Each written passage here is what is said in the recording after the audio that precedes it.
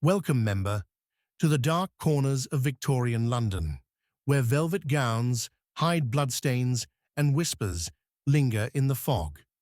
Subscribe, if you dare, and join me as we uncover the secrets high society never wanted you to know.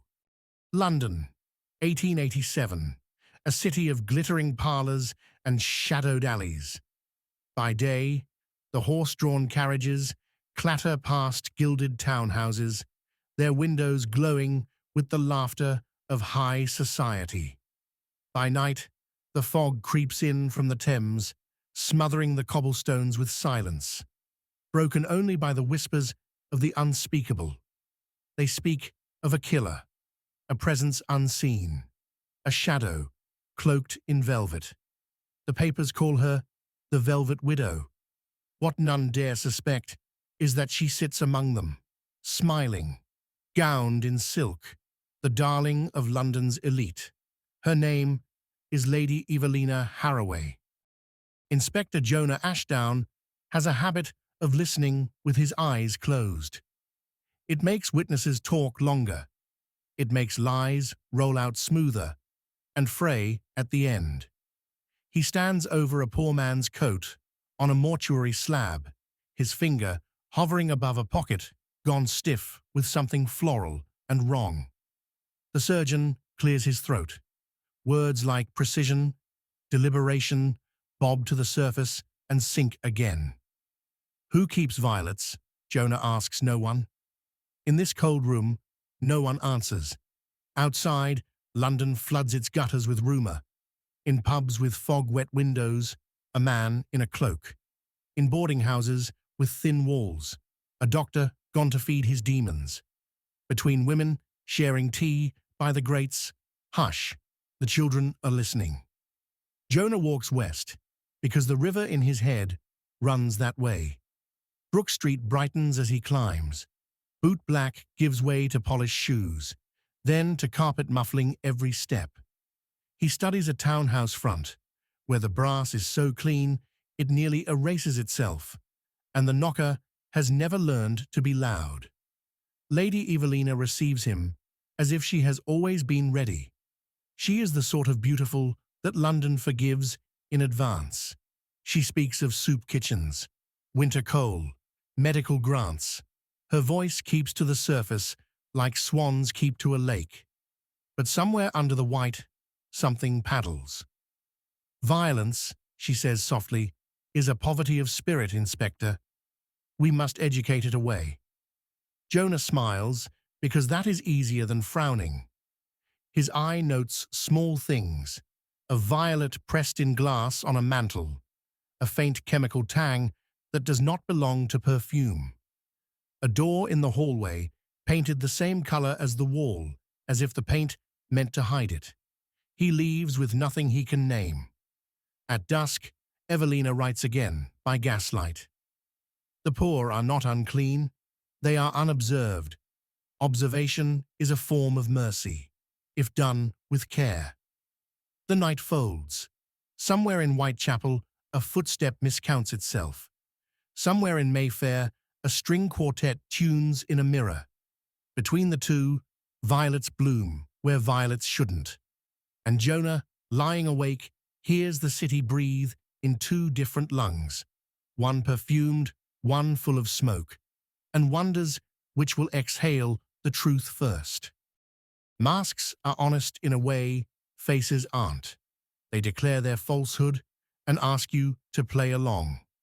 At Lord Renshaw's masquerade, gilded wolves court velvet swans, harlequins bow to saints, the chandeliers drip 1,000 small moons. Evelina is winter itself. White feathers, a silver half-mask, violets braided like frost into her hair. Lady Harroway, someone murmurs, you outshine the room. Then the room needs better candles, she answers lightly, and glides away. She moves the way a rumor moves, not straight, not slow, but somehow there and then behind you. In the conservatory, frosted panes keep the city at a distance. Beyond them, the fog does its patient work of erasing edges. A gentleman with ambitions and a fondness for brandy makes himself available. He tells Evelina about factories and votes. He tells her how swiftly a world can change if one simply wills it. He tells her things because her silence is the kind that invites confession.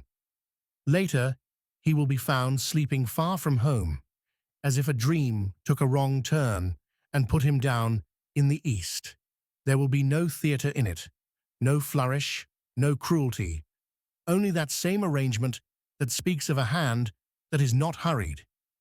In the ballroom, a small thing goes wrong. Evelina's friend, Miss Adeline Grant, practical as a paper knife, notices the trace on Evelina's glove, a pale bloom on pale kid. Paint? Adeline asks. Dust, Evelina smiles, from a door I shall someday open.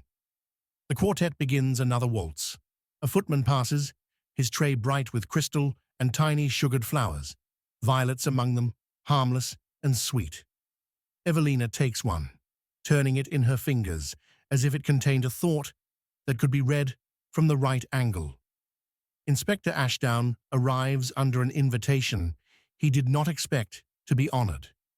He is awkward in borrowed elegance, too aware of the weight of his hands, but his eyes do what they always do. They close a little, and they listen. He watches Evelina not when she is looked at, but when she is not. A glance toward a side hall. A pause by a door with no reason to pause. The faintest shadow of calculation passing under the silver of her mask. Jonah does not know what he knows. Evelina does not yet know that he is the kind of man who keeps walking after his feet are tired. And London keeps the dance going, because dances end with truths, and the city is not ready to hear this one. There is a rule in fine houses. Servants see everything and mention nothing. Most rules hold until one night they don't. Marta, a maid with a steady back and an unsteady future, has learned the theorem of Brook Street. There is a door that does not like to be looked at. Tonight, a visiting seamstress mislays a pincushion.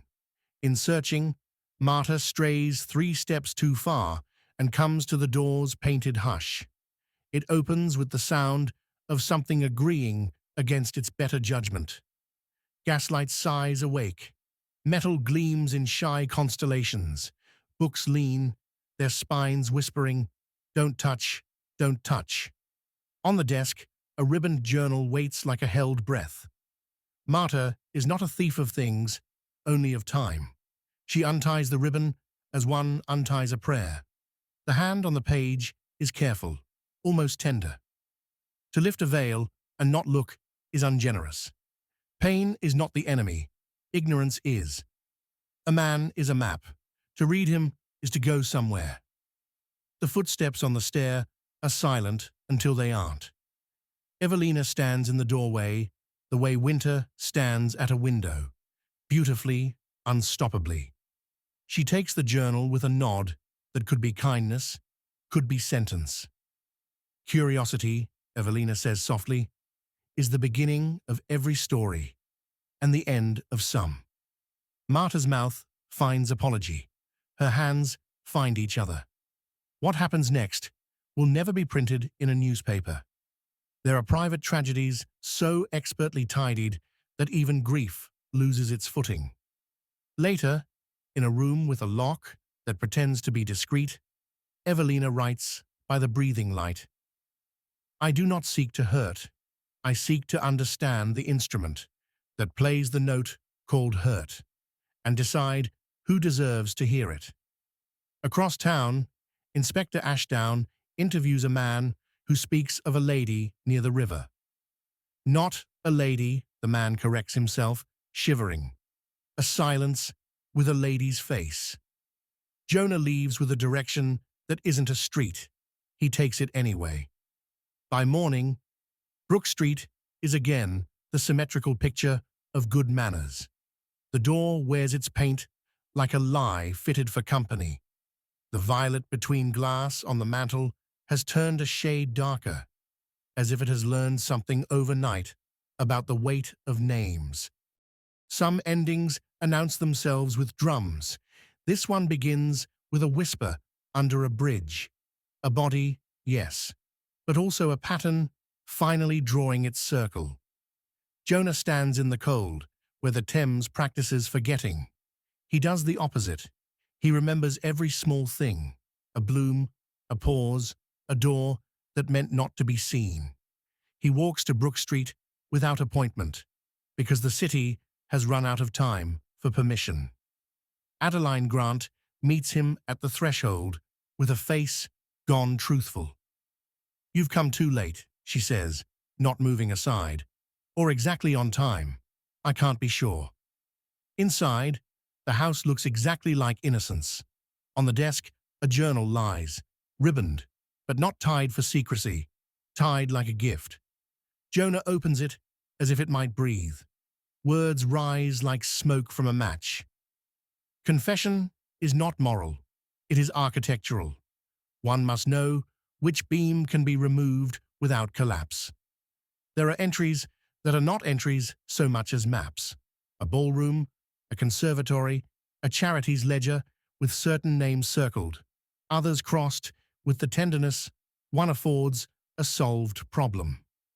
A sound, a door on the garden side, choosing absence. Jonah follows into fog that has been waiting its whole life to swallow a silhouette. Evelina stands at the iron gate, her hand on the latch, her face not contrite and not proud, only certain. "You listened," she says. "I did," he answers. "Then hear this. Men call it cruelty when a woman refuses to be arranged. Men call it murder when anyone does what you've done." She smiles, and in that second, Jonah understands why the city loved her. She can place any emotion on her face the way other women place a brooch. "Inspector," she says, "London will keep me. It keeps everything it can't name. You'll chase a rumor and catch a crowd." The gate sighs, fog inhales. Jonah steps, reaches, and finds only the cold lesson of iron. By dawn, a note lies under the glass violet on the mantel.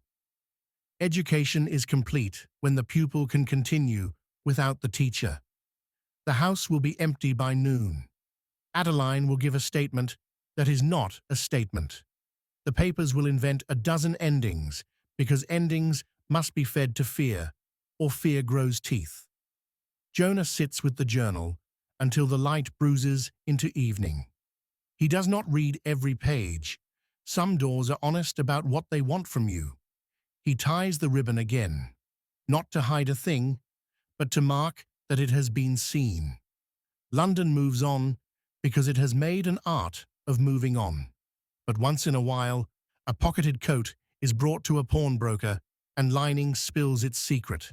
A violet, dry as old music, and stained the color of a name no court ever spoke aloud. Some nights, fog crosses Mayfair and forgets to lift. Some nights, a woman in a simple cloak passes a lamplighter and does not turn her face. And some nights, if you listen with your eyes closed, you will hear the city remember itself. 2 lungs, 1 breath, and the soft certainty of steps that know exactly where they're going. The Velvet Widow walks where she pleases. Stories follow. And in the end, that is what London keeps.